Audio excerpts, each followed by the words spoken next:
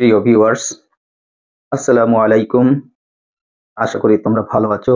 আলহামদুলিল্লাহ, আল্লাহ পাকের অশেষ রহমতে আমি ভালো আছি। তোমাদের জন্য প্রতিদিন আমি গ্রামারের বিভিন্ন টপিকস আপলোড করছি।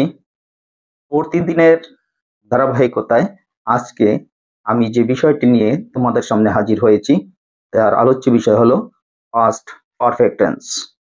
পাস্ট পারফেক্ট টেন্স মানে হলো পুরগঠিত অতীত। তো আসা যাক, পাস্ট পারফেক্ট টেন্স কাকে বলে।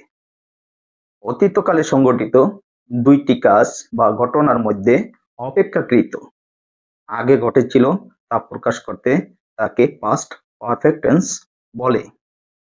যেমন, the patient had died before the doctor came. ডাক্তার আসিবার পূর্বে রোগীটি মারা গেল।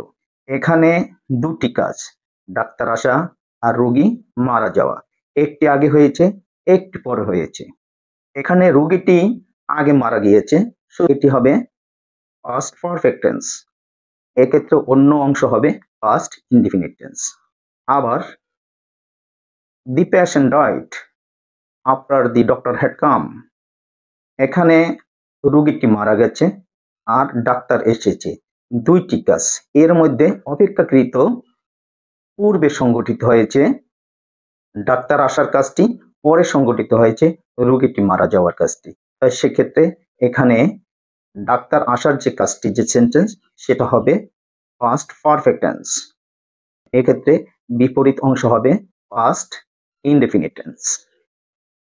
পাস্ট পারফেক্ট টেন্সের অক্সিলিয়ারি ভার্ব হলো হ্যাড।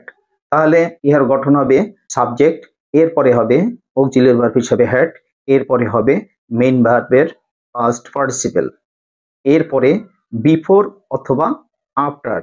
তোমরা মনে রাখবে, যদি বিফোর ব্যবহৃত হয়, বিফোর শব্দের অর্থ পূর্বে, বিফোর শব্দের অর্থ যেহেতু পূর্বে, এই বিফোর যদি সেন্টেন্সে ব্যবহৃত হয় তবে বিফোরের পূর্বের অংশ হবে পাস্ট পারফেক্ট, এক্ষেত্রে অপর অংশ হবে পাস্ট ইনডেফিনিট। আর আফটার যদি ব্যবহৃত হয়, আফটার মানে পরে, তাহলে আফটারের পরবর্তী অংশ হবে পাস্ট পারফেক্ট, বিপরীত অংশ হবে পাস্ট ইনডেফিনিট। প্রিয় ভিউয়ার্স,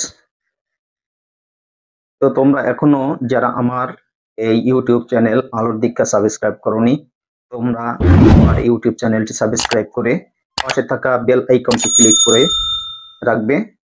তাহলে আমি ভিডিও আপলোড করার সাথে সাথে তোমরা উহার নোটিফিকেশন পেয়ে যাবে।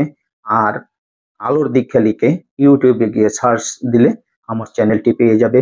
ওখানে অনেক গ্রামার আপলোড করা রয়েছে, তোমরা ওগুলো দেখবে, অবশ্যই তোমরা উপকৃত হবে।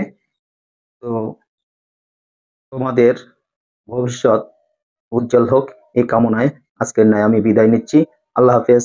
আসসালামু আলাইকুম ওয়া রাহমাতুল্লাহি ওয়া বারাকাতুহু।